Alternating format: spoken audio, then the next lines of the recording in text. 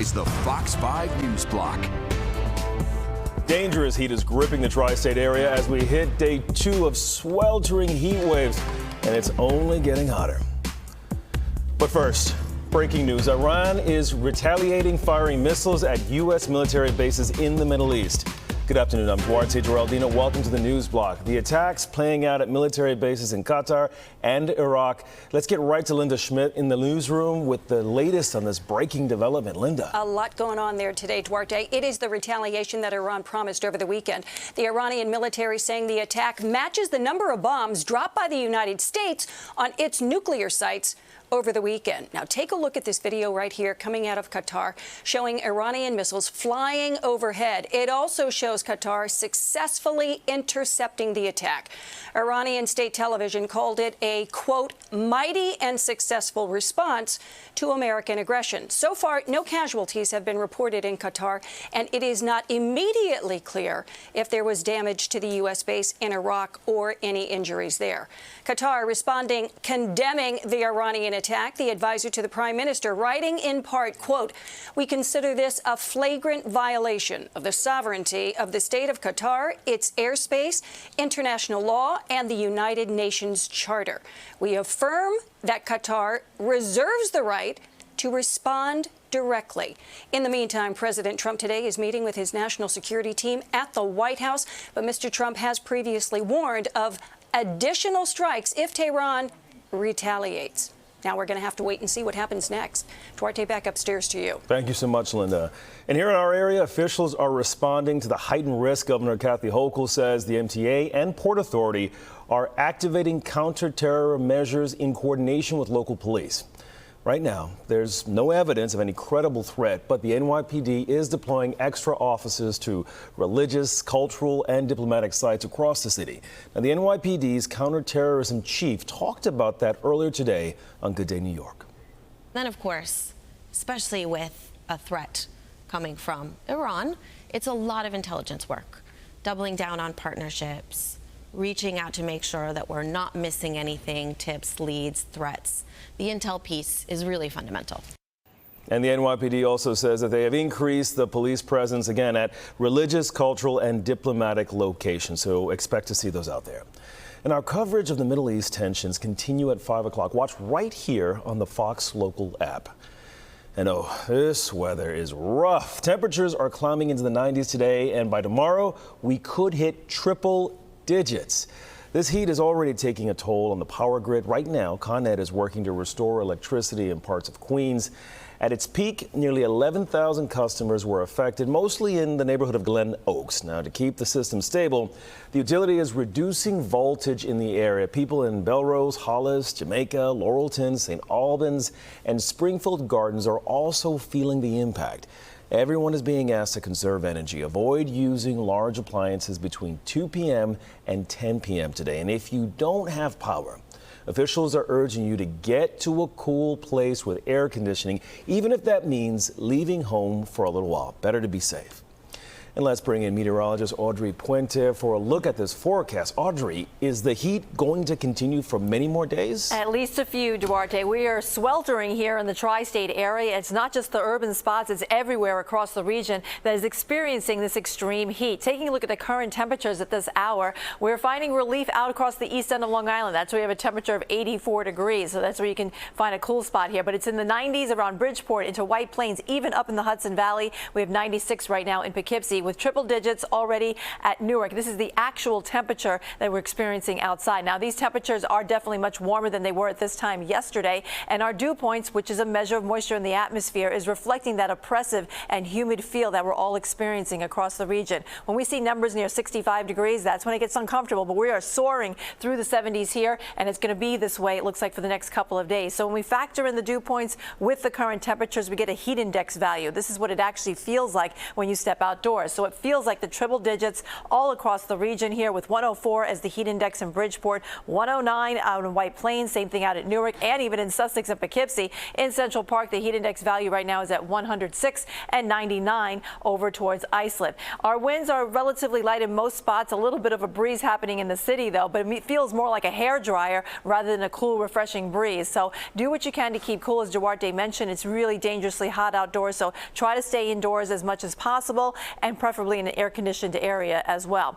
Looking at the satellite and radar, no relief in sight from any rain showers. We're going to stay dry for the rest of the afternoon as far as rain is concerned. It's just going to be oppressively hot all across the northeast here. The exceptions will be the extreme coastlines, like out on the east end of Long Island and in and around New England, too. So for the rest of the afternoon, try to do what you can to keep cool. We're expecting temperatures to drop into the 80s by evening, 83 at 10 p.m. So that's very warm. And again, factor in the heat, the humidity, and the heat index will make it feel more like 90 even late at night. So it'll be uncomfortable for most across the region. The heat is going to continue for the next day or so. I'll have details on when we'll see relief coming up. Duarte? Oh, those temperatures, Audrey. Wow. Well, the Adams administration is reducing speeds on pedal assist city bikes after a string of deadly crashes and hundreds of injuries. All city bike e-bikes now top out at 15 miles per hour.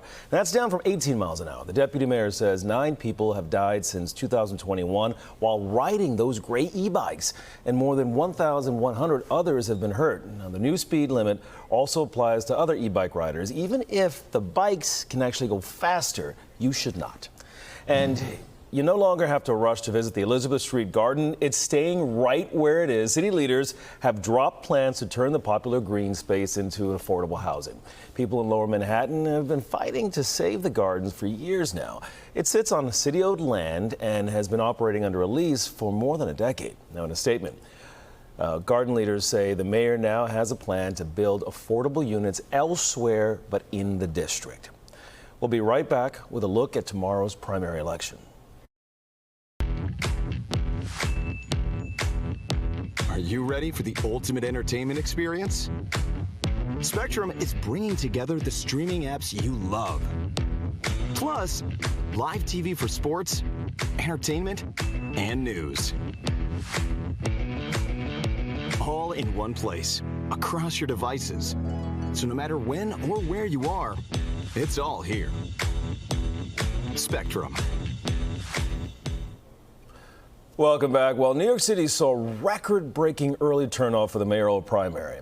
Early voting is over, and tomorrow is Election Day. This year, more than 380,000 Democrats voted early. That's double the turnout from 2021. Most voters are sticking to party lines, with Democrats backing Democrats and Republicans pretty much doing the same. Now, if you have not voted yet, polls open tomorrow morning. And according to a new poll out today, Zohran Mamdani could end up on top. In the poll's first round, Andrew Cuomo holds a slim lead, just 3 points ahead. But under ranked choice voting, Mamdani pulls ahead in round 8 with about 51.8% to Cuomo's 48.2%. Experts are saying the extreme heat could also affect these results. Older voters who tend to favor Cuomo, well, they may decide to stay home. And the weather is almost as hot as the mayoral race. And for a lot of New Yorkers, staying cool means one thing, and really one thing only: heading to the beach. Fox 5's Meredith Gorman is live in Far Rockaway with probably the best assignment of the day. Hey there, Meredith. Hey, it's either the best assignment or the worst assignment, depending on if your skin likes the sun or not. Mine personally doesn't. I will burn in about 5 minutes. But a lot of people here are enjoying the beach, and we get to be outside all day, so I'll take it as a win. But you see, there's people at the beach, and then other people over at this little area behind us having some food outside, just finding different ways to beat the heat or enjoy the heat. Now, we hit some insane traffic getting to the Far Rockaways, to the beach here, but outdoor pools in New York City aren't open until Friday, and some folks will be staying indoors in air conditioning all day, while others are choosing to sit on the beach in beach chairs or go for a dip. In this extreme heat, though, it's important to stay hydrated and take breaks from being outside. There are plenty of indoor places with air conditioning that you can pop into, like cafes and libraries, and there are cooling centers located around the city. But here's what people over here at the beach had to say about the heat. Looking forward to it. It's been a long time coming for summer to hit, and we're all ready, so come on out. It's a good day to get your first tan round.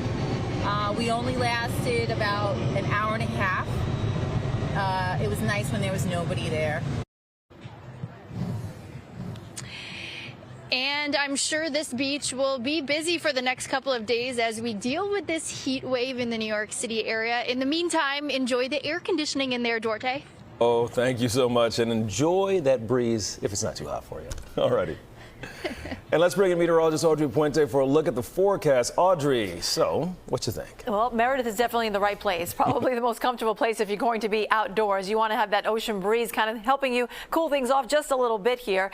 We are seeing dry weather all across the northeast here. It's really all about the heat. We have a dome of high pressure that's bringing in the heat across the region, and it's all out ahead of this frontal boundary that's really not going to push through the region for a couple of days. So we're going to be socked in with this heat, not just for the tri-state area, but for the eastern half of the nation. We can see temperatures really hot through Chicago and Kansas City, all the way down towards the Gulf Coast region and even up towards New England, where they're faring a little bit better with 84 in Boston, but still it's pretty warm there. 97 is the temperature right now out at Washington, D.C. So looking ahead for today, we're expecting sunshine across the region, no relief in sight from the heat. We're going to get highs mostly in the upper 90s. This is where we are right now. Heat index values, of course, even higher than that. You'll find the relief out towards the east end, where temperatures will be kept at bay just a bit because of an ocean wind flow there.